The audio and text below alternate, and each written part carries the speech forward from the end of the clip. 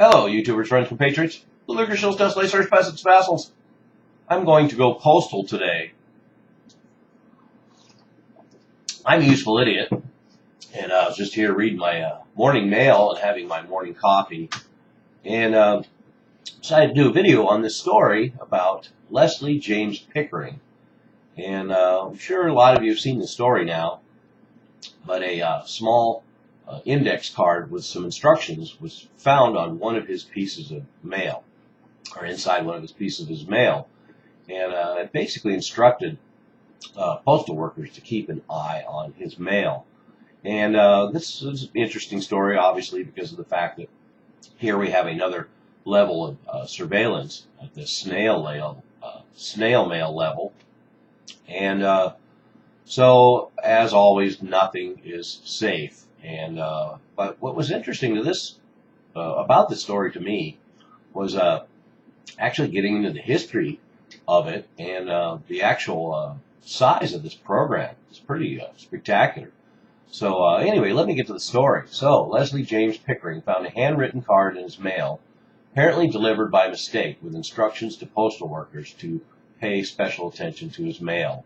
In fact, it said, quote, show all mail to the supervisor, unquote, and also, quote, for copying prior to going out onto the street, unquote. So not only are they passing the mail through a supervisor, and that a lot of underlings at these postal offices are in on this, but they also open it and copy the contents and then send it on. Although, interestingly enough, most of the government spokesmen are saying, of course, that they only copy the outside of the letters. But there's all sorts of contradictory evidence to prove that that's not true.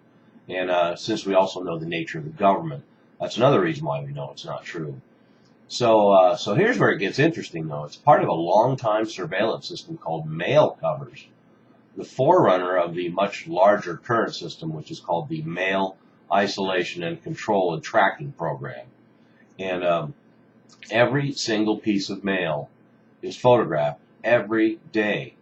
160 billion pieces of mail every year. So that's pretty staggering.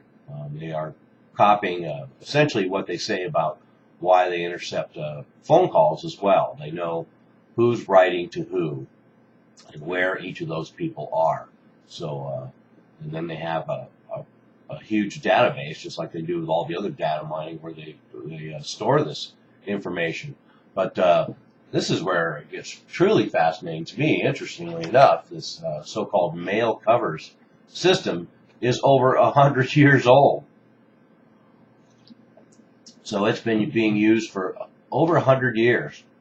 And the basic premise is, at the request of law enforcement, the post office will record info on the envelope before they are delivered, the information then going to law enforcement.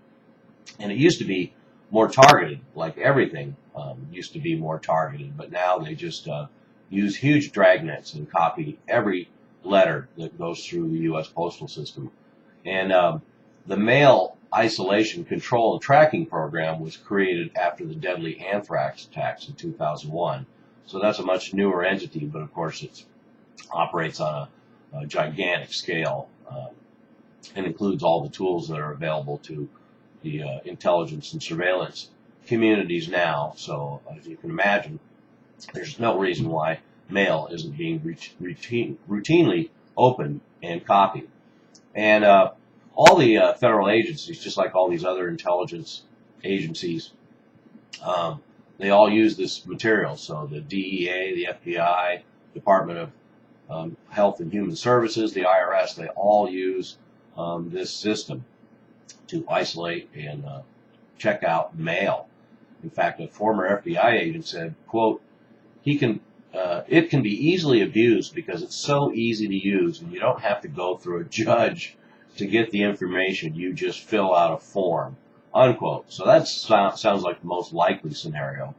And the rest of the information about it bears out just how routine and normal this is. Mail cover surveillance requests are granted for from 30 to 120 days that they can be used. Requests are, of course, never denied. And then there's two kinds of mail covers: criminal activity and national security. And there's about 15,000 to 20,000 criminal cases a year where they use this mail cover system to isolate particular mail from particular individuals. There are no numbers available for the ones for national security. So if the criminal ones are 20,000, I think we can assume that the national security mail covers that are used are in the hundreds of thousands, if not millions. So theoretically, law enforcement needs warrants to open the mail, but a 2000 signing statement under President George W. Bush gave the federal government the authority to open mail without warrants in what they call emergencies. So there we go again, government language that is so broad and so quasi-legal that it just opens a huge gate. So when they say emergencies, of course the government can say just about anything is an emergency, particularly if it has to do with so-called national security. And there was hearings in 1976 on this, the whole mail covers thing when it was exposed. And just like all the other hearings since then that exposed this dirty laundry, it's all just a dog and pony show, and will really probably not come to much. And that's the same with all the NSA hearings and everything that we had under the Bush administration, and the ones that we continue to have under the Obama administration. They're all in on it, so they don't really want to air out this dirty laundry.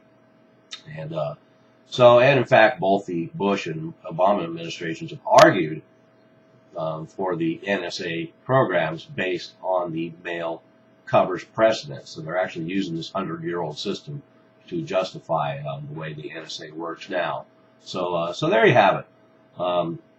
Now they're digging through your mail too. So I'm a useful idiot. Don't you be one too. And remember, if I agreed with you, then we'd both be wrong.